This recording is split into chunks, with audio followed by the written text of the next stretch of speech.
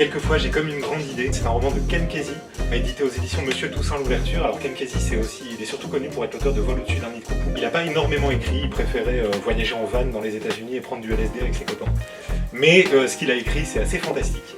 Notamment celui-ci qui nous emmène dans les forêts de l'Oregon. C'est un roman qui est absolument fantastique, c'est un roman qui est dense, c'est un roman qui va explorer les relations humaines d'une manière vraiment hyper juste.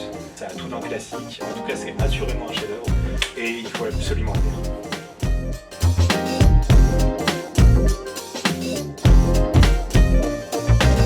Mur Méditerranée de l'auteur haïtien Louis-Philippe d'Alembert.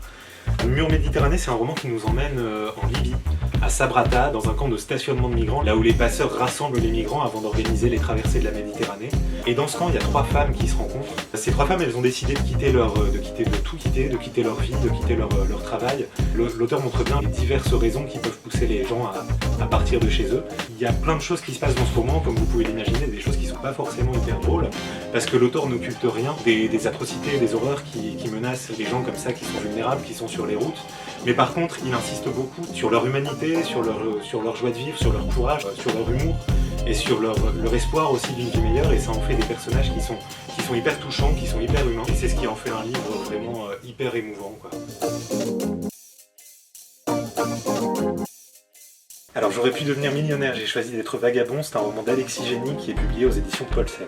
C'est une biographie d'un personnage qui s'appelle John Muir, qui n'est pas forcément hyper connu en Europe. John Muir est resté dans les annales comme étant un des pionniers de l'écologie.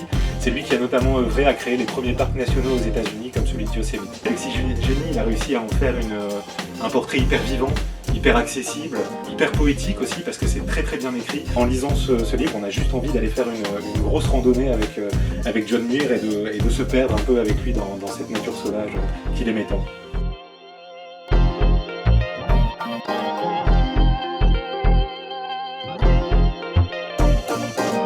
Parler de Shibumi, le roman de Trevanyan qui est paru aux éditions Gallmeister. C'est un roman qui est typique des années 70, il y a une espèce de grandiloquence, un peu de folie comme ça.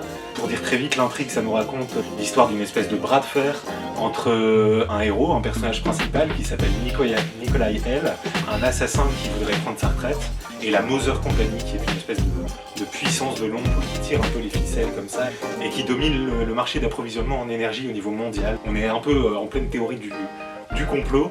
Le roman, il vaut surtout par son personnage principal, un gars qui répond à un code d'honneur qu'il est à peu près le seul à suivre, et qui pratique la spéléologie sur son temps libre et qui pratique les arts martiaux aussi. Enfin, voilà, un type un peu comme ça qui est vraiment hyper chouette à suivre dans ce roman.